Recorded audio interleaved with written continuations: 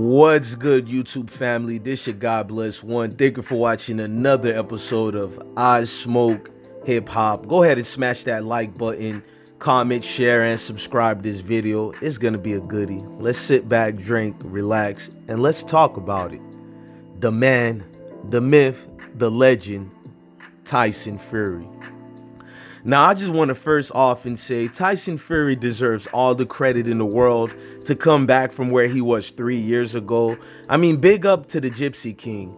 I feel like I can somewhat relate to his, upbringing and background, him coming from the same hoods that we came from. I mean, don't look at the skin color and not think one doesn't come from the same likeness or situations and circumstances. So I have to credit Tyson Fury for everything in the world.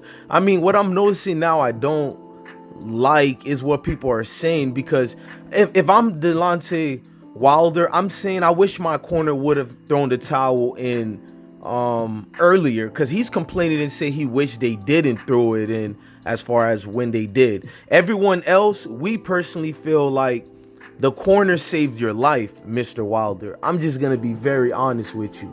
Now, this fight surprised me, but not for what you guys think. It more surprised me that Wilder didn't adapt and make a game change in plans based on his first situation with Tyson Fury.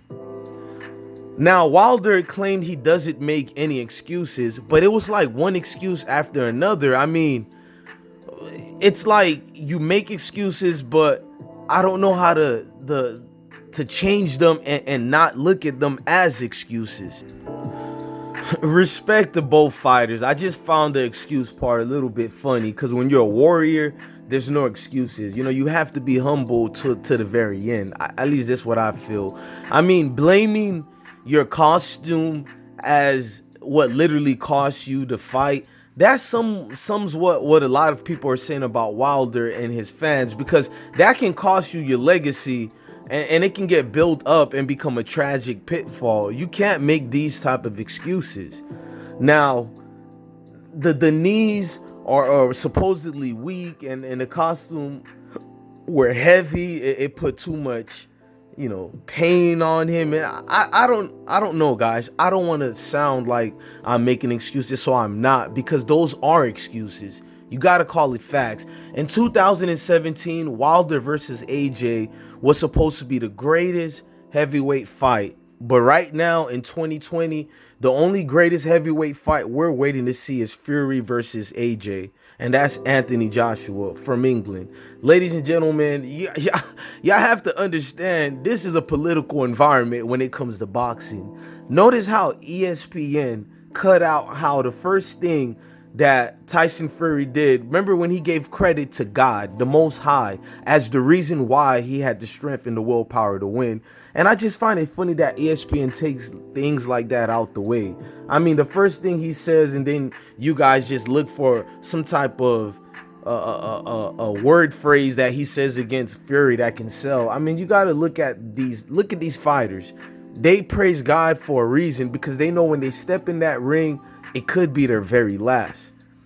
You got to give it to Wilder at the same time. He was pretty humble in that loss. Even with the excuses, I seen a humble man. I mean, never seen Deontay outbox like that before. He had the look of fear in his eyes. I mean, intimidation by Fury. I mean, it was the look like he's seen not a ghost, but the worst fears of his life coming into life. Because look at his eyes even during the ring walk.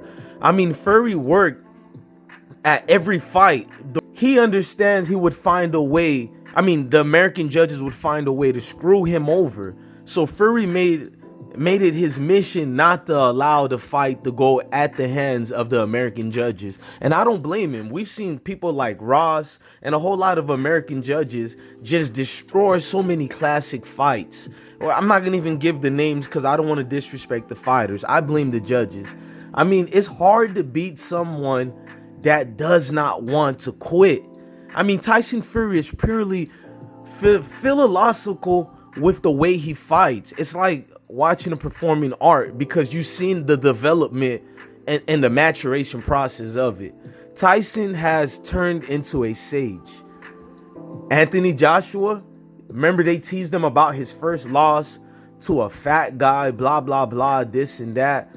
I mean, Tyson said, my Lord Jesus Christ. That's how a man turns his life around so fast. When God comes in your life and he gives you the vision that's necessary for you to make the change and get acclimated and do well adjustments to what you're needing to do through the pamphlets and the manuals of the Bible, basic instructions before leaving earth. And I'm not being religious. I'm just more talking about instructions and how to live more healthy and maintain longevity. I mean, not to throw out scriptures, but I just want you guys to listen to this one over here. And this is one Tyson, I'm proud to say he follows this scripture as well. And it says, everyone that is proud in the heart is an abomination to the Lord. Though hand joined in hand, he shall not be unpunished. That's Proverbs 16 verse 5. And one last one, guys. The Lord trieth the righteous, but the wicked in him that loveth violence, his soul hath. That's Psalms 11 verse 5. And I just feel like all these things come into virtue during the fight. I mean, the footwork and headwork of Fury is too good.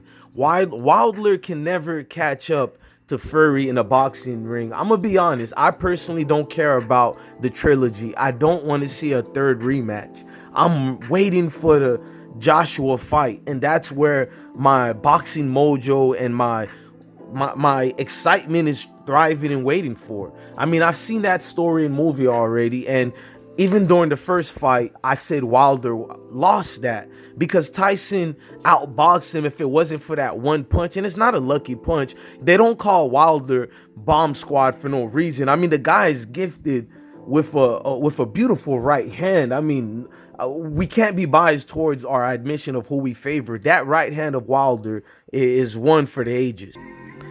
I mean, I was looking at certain comment sections. I was trying to see if we have real boxing fans, casual boxing fans, or just spectators who just like the excitements, the highlights. You know, I don't really judge anybody, but I'm just not trying to make excuses, but saying that the costume was too heavy for you and you got hit in the back of your head.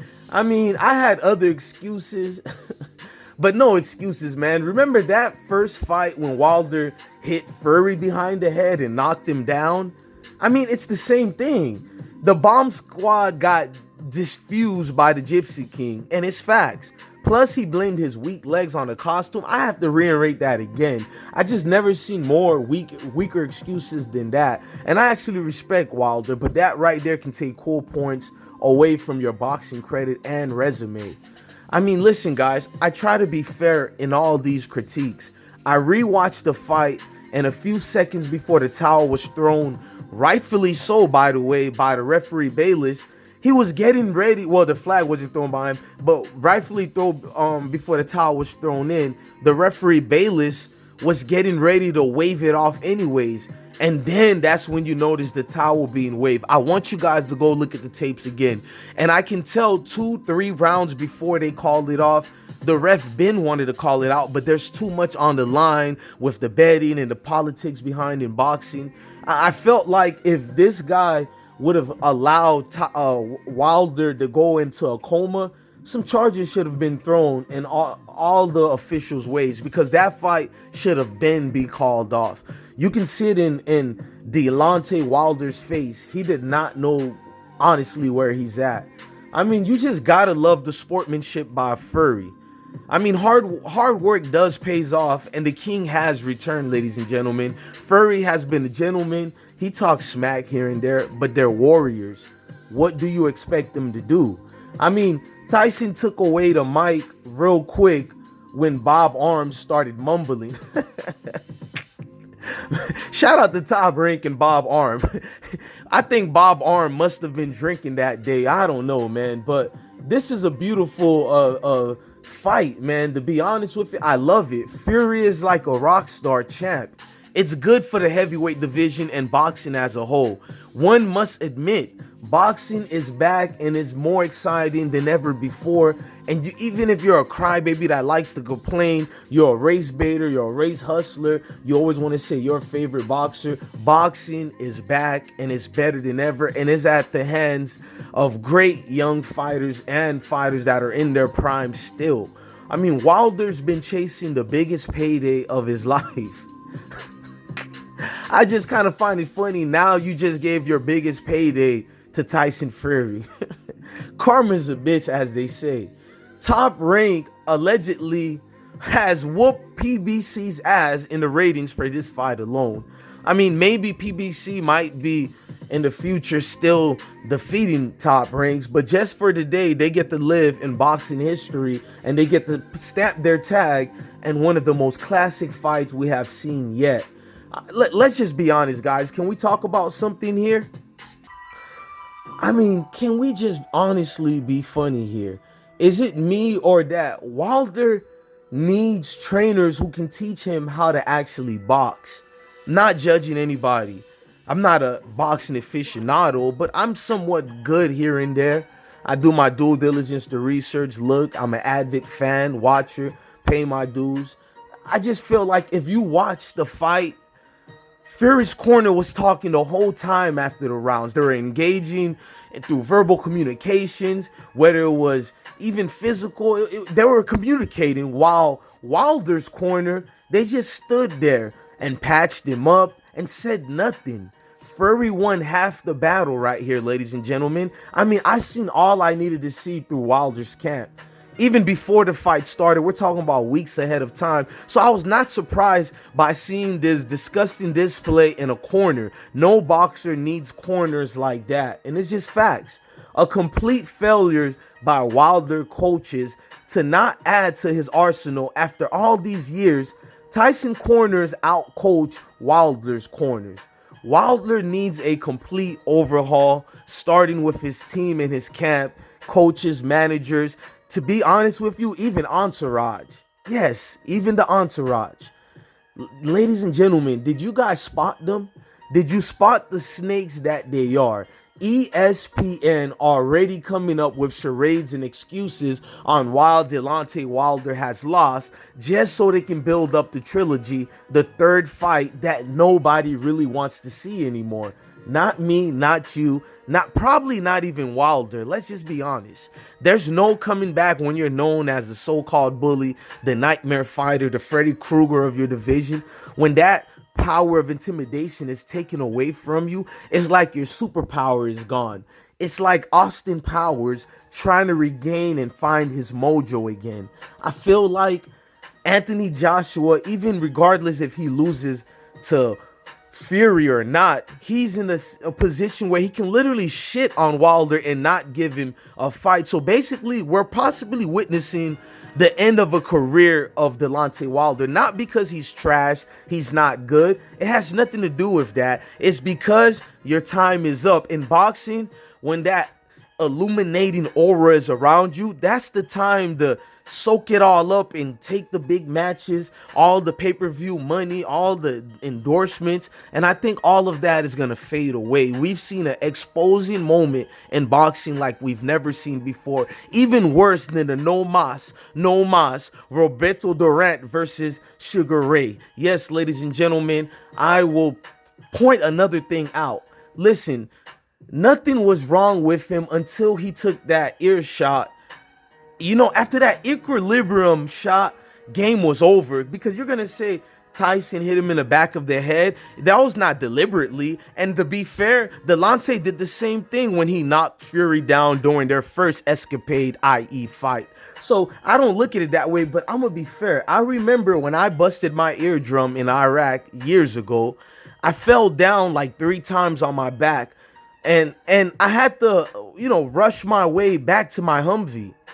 I guess until it happens to you, you don't understand what that means. So shout out to Fury for capitalizing on Wilder's situation and keeping that pressure on him. Fury didn't feel bad like a lot of you fan people in the comment sections, you non-boxing fans. When your opponent has an injury like that, you're supposed to pounce on it, just like in any MA combat fighting type sport situations. If I notice weakness, I smell blood like a shark in a cesspool of blood, I am going to pounce and attack. And boy, Fury unleashed relentless amounts of assault towards Wilder way, and he couldn't handle it. All I know is that halfway through the first round, I tweeted Wilder looks terrible from the start. He looks terrible, awkward, almost dizzy from the immediate opening to my eyes, and then just the worst as I dreaded, man. The fight moved along, and something was wrong with him, all right. And what was wrong with him was that Tyson Fury was putting the dog paws all over Wilder. That's what was wrong with him. I'm not going to sit here and make excuses for Wilder. I mean, we're seeing the transition of a real story life epic movie right here. And Steven Spielberg can't even write shit. Even Clint Eastwood, the great Clint Eastwood, the Western hero that he is, cannot write a even more brilliant biop as such as the likes as the story of the Gypsy King, the king that has returned to get his throne back, who's taking all these new fighters out the way to remind us once again that he remains king. And shout out to his trainer, Sugar Ray. I call him Sugar, but I think it's Sugar Hill Stewart. He's the nephew of the late great Emmanuel Stewart. Rest in peace to Emmanuel. And you can clearly see that this boxing division needs great trainers like that, because he's alluding to the fact that he might retire. And I personally feel that maybe that's just a money bag scheme, get his money up, say he's retiring, he's going back to the amateur to bring up new champs, but that's just a ploy to get more money. And I feel like when the great Gypsy King fights Joshua, he is gonna get him back. But let's get back to the match, ladies and gentlemen. Up until the bell, everyone was saying how great Wilder looked. So let's just be honest, y'all. They were talking about how focused Deontay was and he was looking serious. And now when you look at the comment sections, this is what I hate about the race cards being pulled and about non-real boxing fans. Because now everyone is saying, yeah, I saw something wasn't right with Wilder. Yeah, man, get the F out of here. He got outboxed, plain and simple. He's a right-hand one-trick pony. I know you guys don't like hearing it, but he has a beautiful right-hand one-trick pony. It's not like we're shitting on him. He's gifted, but nevertheless is a one-trick pony, and that's it. Look, yes, something was wrong, and it was his game plan. His game plan he for some reason thought he could just walk in the ring based on what his bullshit camp gave him, and he thought he could walk through Tyson Fury even though he was schooled in their first fight. I mean, him and his team made zero adjustments, and Fury made all the right choices in terms of switching things up by getting new trainers, i.e. Sugar Hill Stewart. I mean, it's not about loyalty at this stage. You have to find ways to keep improving, and Fury did just that. He's not always being unloyal to his former trainer. This is a business decision. You're not in the amateurs anymore. This is professional, and when you are in a professional standing, you have to do professional things. So if I understand I need to take this trainer to make the adjustments to finish this guy off once and for good, I will. I mean, it is what it is. At this stage, you just have to find ways to keep improving, like I said. It was a matter of class, and Wilder, unfortunately, was the student in this fight. Yes, ladies and gentlemen, he was the student. And the worst thing about this, let me give you an analogy of the fans, the differences in fans and the breakdown. Kobe and Tyson Fury fans, Mamba mentality. Deontay Wilder fans, victim mentality. Yes, victim tragedy, I should say. I mean, even though I'm doing jokes here and there, let's just give it respects, man. A lot of heart from Deontay Wilder. His hands down style, he can be exposed by a talented boxer, and it just is what it is. A lot of heart from you, Wilder, but your team sets you up for failure. Wilder, you need to rethink your trainers and managers, like I said, throughout this video. And you're going to hear me keep saying it because it's overwhelmingly disturbing how nobody called this out. The adjustments that a pre-welterweight 10-year-old boxer, amateur status, could have found these adjustments. I mean, I'm not trying to be shitting on professionals everywhere, but that was not a professional job in that ring by Deontay Wilder's camp, nor the boxer himself. I mean, you could see it in Deontay Wilder's eyes when he walked into the ring. I mean, he had the AJ look. You know, when Anthony Joshua, when he fought Ruiz, it was just a look of, I'm gone. And that's what Wilder had. Wilder was exposed. I've been saying that for a couple of years now, that he's a boxer, but he can't normally box, meaning that, yes, he's a boxer in terms of what his style of sport is. He is a fighter, a boxer. But does he actually box when he's in the ring? Or does he look for his one-trick pony, the magical right hand that he has? And that's what he does. I mean, he's been fed tomato cans, and his chin has always been questionable. He fought a top-class boxer and was picked apart in the first fight and during this rematch. All Wilder has right now is, like I said, that one-punch wonder. It takes me out of my shield, ladies and gentlemen. I mean, it just takes me out of my shield. Is a term from the Spartans. When they went to battle, they were expected to win or come back dead, carried on their shields. And Deontay was ready to die last night. He is the last of a dying breed. True warriors that refuse to quit even when they know it's over with. They refuse to quit. A decent translation from the Greek is come back with your shield or on it.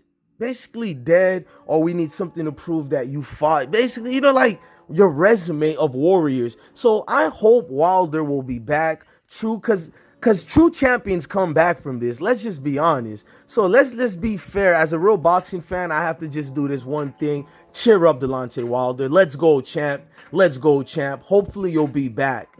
I mean, this fight was absolutely brilliant. Royally deserved success. Congratulations to Tyson, his team, and his wonderful family. Wishing the Gypsy King good health, happiness, and continued success. Like, share, and subscribe, ladies and gentlemen. I'm your God Bless One. Thank you for watching another episode of I Smoke Hip Hop.